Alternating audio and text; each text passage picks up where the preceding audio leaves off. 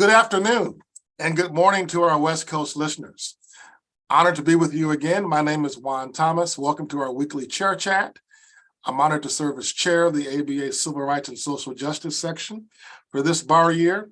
And I'm honored to have as our guest this afternoon and this morning, I believe it's still morning out on the West Coast, Jessica Stender Ramey, who is the Equal Rights Advocates Deputy Director, a longtime leader in the equal rights arena, particularly around women's rights. She's also co-chair of our section's Women's Rights Committee here for the Civil Rights and Social Justice section, and an active member of the American Bar Association. Glad to have her. Jessica, welcome. Thank you. It's great to be here. Great. So Jessica, as you well know, today is International Women's Day globally, and it's also, as you well know, Women's History Month for the month of March. Can you tell us about International Women's Day, why it's important, particularly in the context of the broader Women's History Month celebration? Yes. So International Women's Day is a global day of celebrating the social, economic, cultural, and political achievements of women. But it also really marks a call to action to address the inequities and discrimination and other barriers that women and other marginalized gender identities continue to face in terms of achieving economic security, achieving equality, achieving equity. So it really is both a celebration, but also a day that we all come together to kind of reaffirm our commitment to advancing the rights of women across the world and here in the US. And that is so important. It needs to be done every day throughout the year. And so I really want to ask you about the work you do every day. Tell us about the work of the Equal Rights Advocates Organization, your role that you play, and some of the projects you're working on right now. Sure. So I am the policy director and deputy legal director at Equal Rights Advocates. We are a gender justice organization. We are based in California, but we do work here in the state of California, in other states, and also at the national level. Our mission is to advance gender justice, and we go about that mission in a multi-pronged strategy. So we provide legal representation to women and other workers across genders who have experienced discrimination at work, usually with a focus on pay discrimination, sexual harassment, and other forms of racial and national origin and other forms of harassment and discrimination and pregnancy discrimination. We also represent girls and young women and students of other marginalized gender identities who experience discrimination at school. Sometimes that looks like discrimination based on gender in sports access, and then also a big focus on assisting students who have experienced sexual harassment and assault, both the K through 12 level and at the higher ed level. So we provide those legal services and legal representation to workers and students. We also do policy advocacy, which is what I lead. And that consists of helping to pass laws here in California at the federal level when we can. There are some barriers, which we can probably talk about, but some progress has been made. And then also supporting other states to pass laws that advance the rights of women around pay equity, sexual harassment, and other forms of harassment and discrimination protections, paid family leave, access to childcare, and other issues that we know are so critical. So that's kind of how we go about advancing the rights of women and people of other marginalized gender identities. So let me ask you this as a follow-up. Do you have state chapters across the country, or do you partner with other like-minded organizations to do other state work outside of California? Thank you for asking that question, because we do not have chapters in the states. But as you indicated, we partner with incredible organizations on the ground in states throughout the country who, some of them do just work within their states, and others do work, at the federal level. And really our motto and principle is that none of this work can get done alone. And it really does take broad cross-sector coalitions and networks of advocates from across different communities, different issue areas coming together to advance change. So a few kind of examples of that Here in California, we lead a coalition called Stronger California, and it's a coalition of organizations from around the state. We advance economic security for women and families by prioritizing bills and budget proposals in California. And we take a really comprehensive approach to looking at what are the barriers to economic security and how can we eradicate them. Sometimes I'd say the most of the focus is on fair pay, childcare, family-friendly workplaces, and kind of anti-poverty. And then we've replicated that across the country. So we lead several national coalitions of organizations. One of them, as an example, I'll highlight is Equal Pay Today, which is a network of organizations from all across the country. We came together, this year is actually our 10th year anniversary. Wow. And our goal is to close the gender and race-based wage gaps that we know take an incredibly harmful toll on all women, particularly women of color. And so we advocate with our partners in Equal Pay Today for better laws, to better combat pay discrimination, to address the kind of contributors to the wage gap. And we could talk a little bit more about that later. But in addition to pay discrimination, where women are often paid less than their male counterparts, there are other contributors to the wage gap, such as occupational segregation, which is a trend, the trend by which women and people of color are often concentrated in lower paying industries as a whole, but also even within companies are often concentrated in lower paying positions and underrepresented in higher paying positions. And that is also a contributor to this kind of overall gender and race wage gap. So we work to address with our colleagues on Equal Pay Today, those contributors.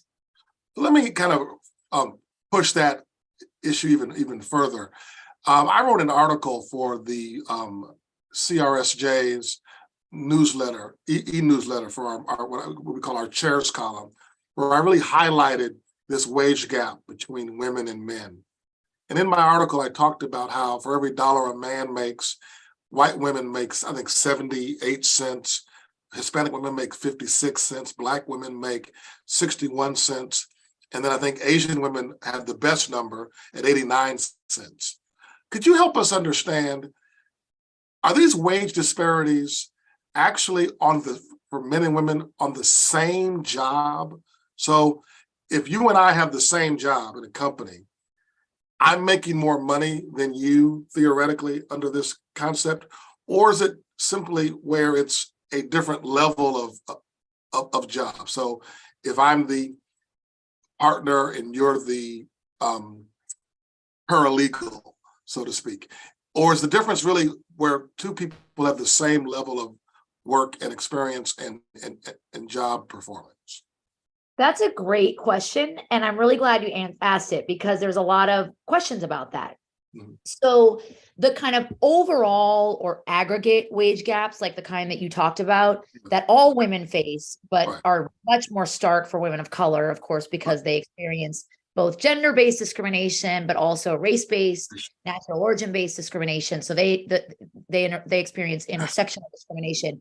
So those kind of aggregate wage gaps, and just so people know, because there's a lot of questions about that, the way those wage gaps are calculated is based on US Census Bureau data that is collected. So it's, government legitimate data, because there are some questions about that. And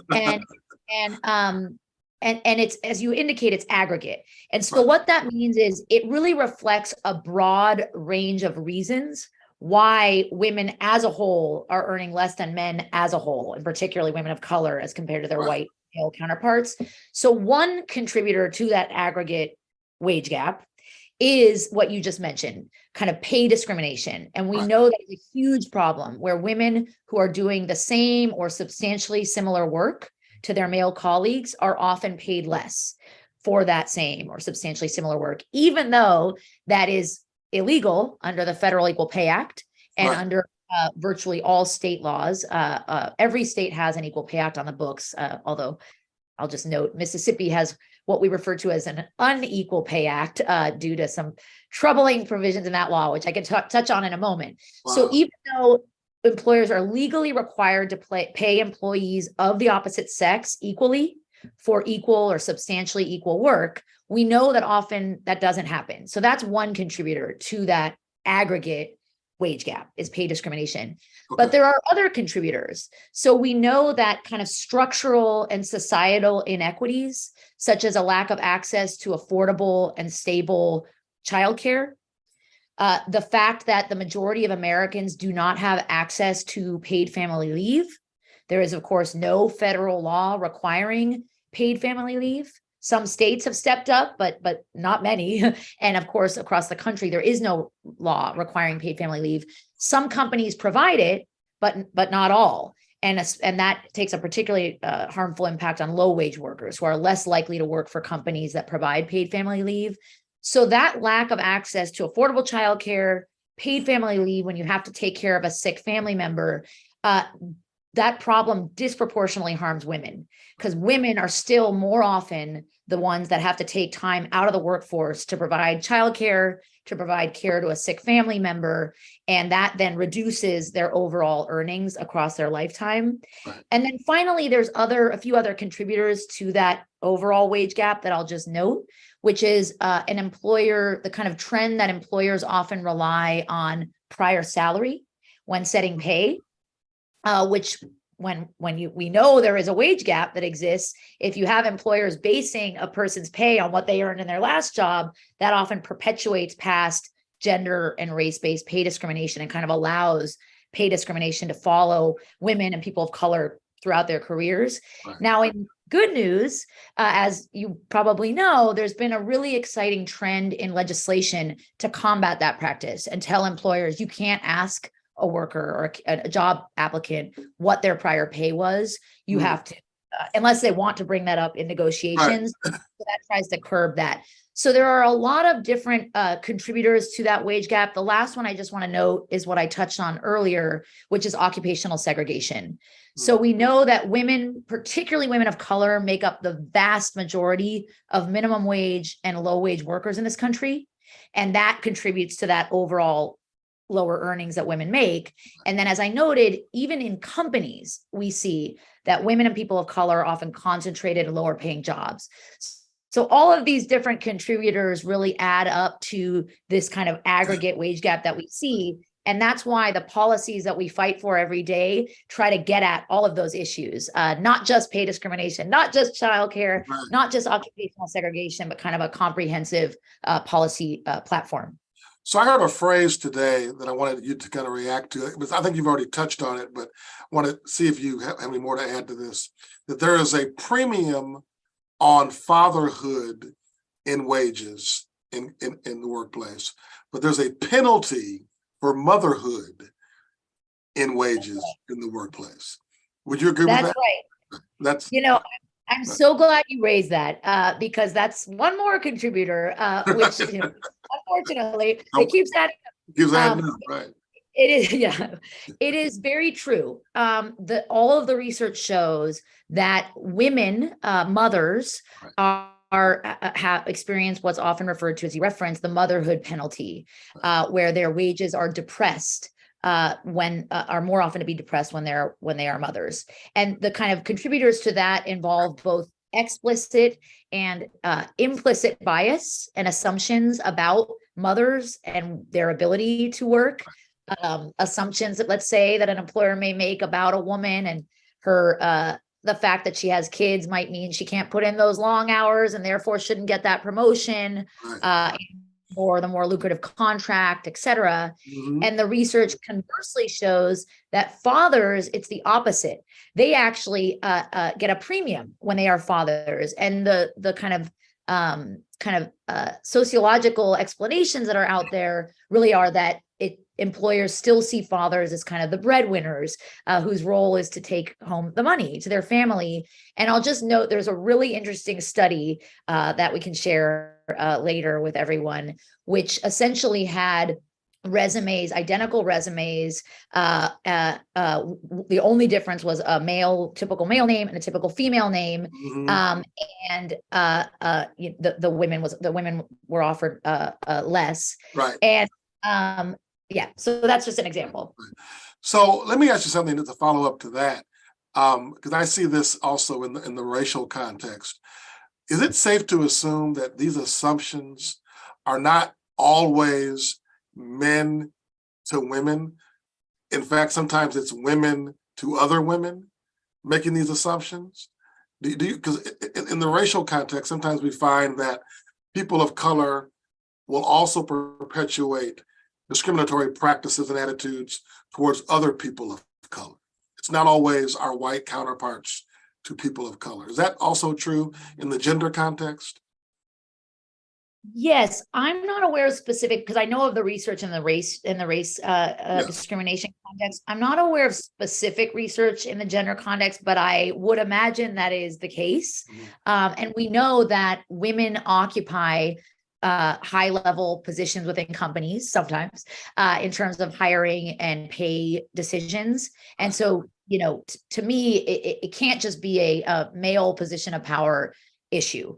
I think these assumptions are unfortunately kind of really broad based in our culture.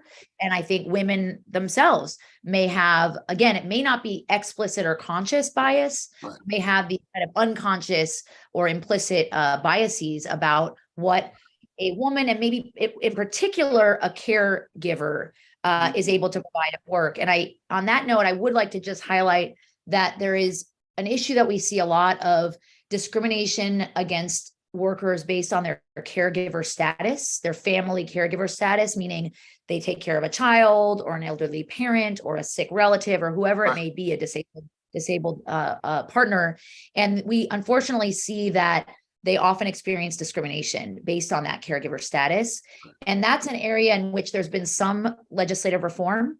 4 states and over 190 actually localities have passed laws that prohibit discrimination based on caregiver or parental status. So in addition to race, gender, ethnicity, and all the kind of other protected classes in those 4 states and 190 localities, they've added caregiver or parental status as a protected class. And that's actually something we are trying to do in California this year with a bill we just introduced to ensure that workers are protected against that discrimination. And even though women are still disproportionately harmed by caregiver discrimination, men also experience, in some cases, discrimination based on their caregiver Just to clarify, status. that's in certain states, it's not federal at this point, right?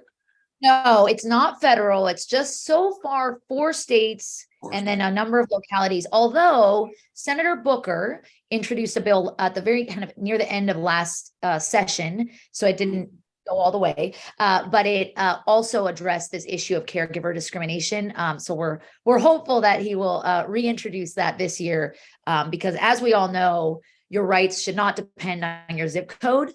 And so all of these important protections that we fight for to advance pay equity, to combat sexual harassment and other forms of harassment and discrimination should really be at the federal level so that everyone is protected no matter where they live.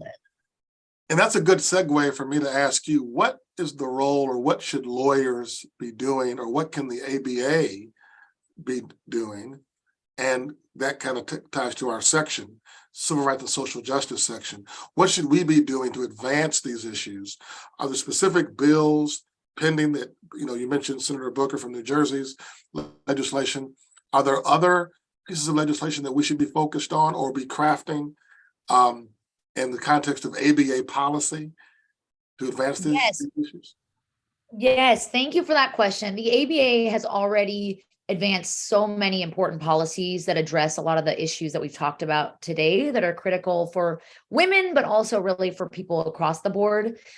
Just one quick example was the ABA's support of the Pregnant Workers Fairness Act, which after 10 years of fighting to get that legislation through, it finally passed last year and was signed into law by President Biden. It will take effect in June. And that is a key example of legislation that will ensure that pregnant workers across the country are protected against discrimination and required to be provided reasonable accommodations, so they can't be forced out of a job or forced to choose between their health and their pregnancy. So that's just an example of how the ABA has been really helpful in having a policy in support of that bill, and then taking a supportive position. Another really important pending piece of legislation is about to be reintroduced this week, the Paycheck Fairness Act, Yep. which will strengthen our federal equal pay law in many important ways. And the ABA has a resolution already on that, but so we will likely be able to get some support from the ABA as a whole, but individual members can always be supportive of this type of legislation. So if people are interested, they should join the ABA Rights of Women Committee, where I'm privileged to be a co-chair along with my my colleague, Araceli Munoz, with the Center for Reproductive Rights. And we talk all about legislation that's pending and how ABA members can support it. And even if you can't attend calls, if you get on the listserv, you'll be updated about that legislation. And I just wanted to note that because we focused a lot on pay equity, next Tuesday, March 14th, is Equal Pay Day. And that's raising awareness about this wage gap that women face. There are many ways for ABA members to support and lift that up, including a social media storm happening at 2 p.m. Eastern. So we will circulate the information about how ABA members can support that to the listservs. We'll make sure we get that out in our social media network as well. You mentioned our mutual friend, Araceli Munoz, who I had as a guest on this chair chat several months ago in response to the Dobbs decision. She gave us a very detailed analysis of the impact on Dobbs. If you don't mind me asking, how has the Dobbs decision impacted your work? And kind of either focused or refocused your work in this broader conversation of equal pay and justice for women? So one of our big focuses is advancing economic security for women and families, and kind of combating the barriers that women still face, particularly women of color, to achieving economic security.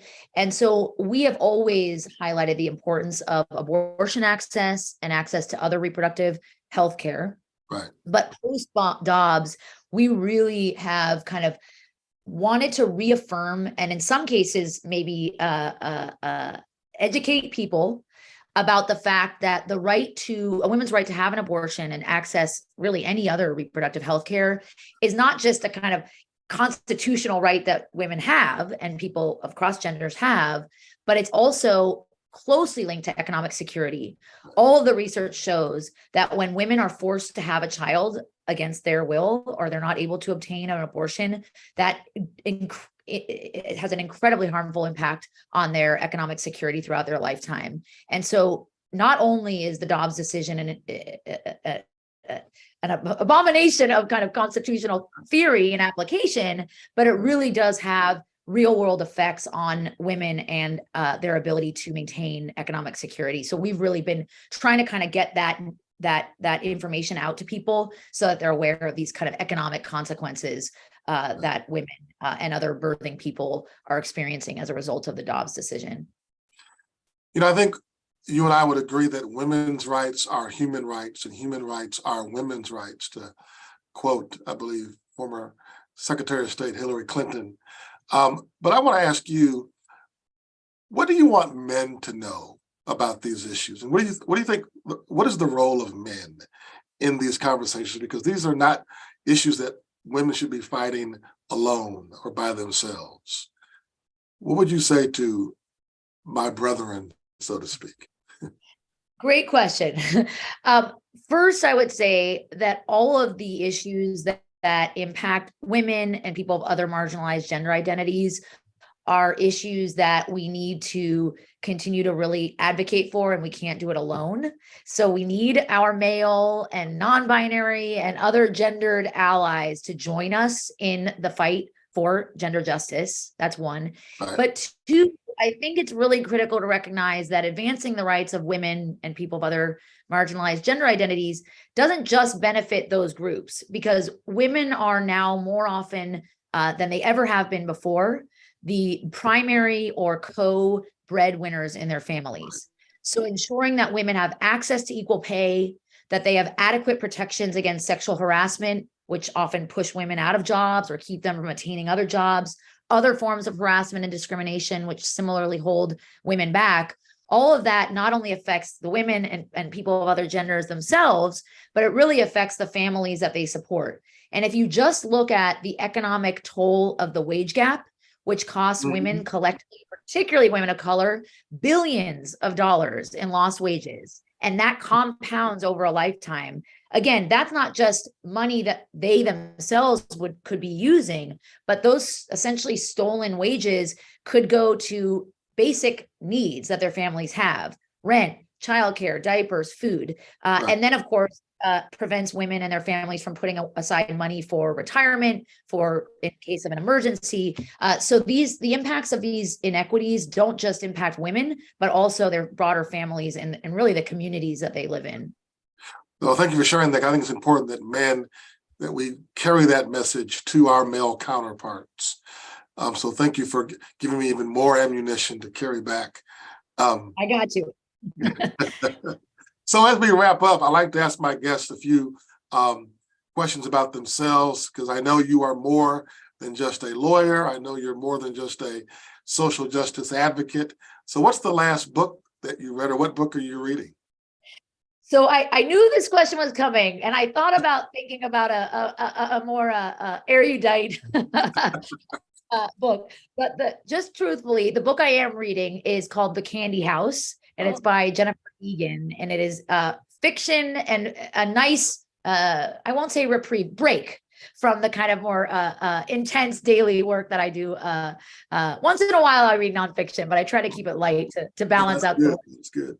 Well, I know you enjoy yoga, but what else do you do for fun? Yoga's a big one, and I do love to run. But in the last couple of years, my biggest source of fun is my child, my son Nico, who is a constant source of energy and fun. And so when he is almost 2.5, and just a joy to me and my partner, his dad, and also my parents, his grandparents on both sides. So we love to spend a lot of time with him. So like he's a blessing, as all children are. And then finally, if you could wake up tomorrow and you were not a lawyer, what would you be and why? Okay, my answer to that has actually always been this answer, but after Dobbs, actually, it was reaffirmed. I would be a midwife or a doctor who helped women and other birthing people have babies. I've always been interested in that. I just find the whole experience kind of, incredible, but especially post Dobbs, just the need for having people who can assist women in all aspects of their reproductive journey is so critical. So is medical school in your future? Definitely not. This is putting aside any kind of rational. No more degrees. Done with school. Right. No. Well, Jessica, thank you for being my guest today. Today, again, is International Women's Day, an important day to not only remember, but to reaffirm the importance of women in our society across the globe, and also to continue to do the work that is so necessary to close the gap on so many levels, particularly income and pay equity that continues to exist because of systemic barriers that we keep working to knock down and to eliminate. So thank you. Thank you for your work to our profession.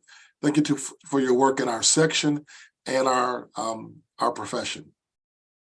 Thank you for having me. I'm looking forward to collaborating more with you throughout the year. You will. We will, for sure.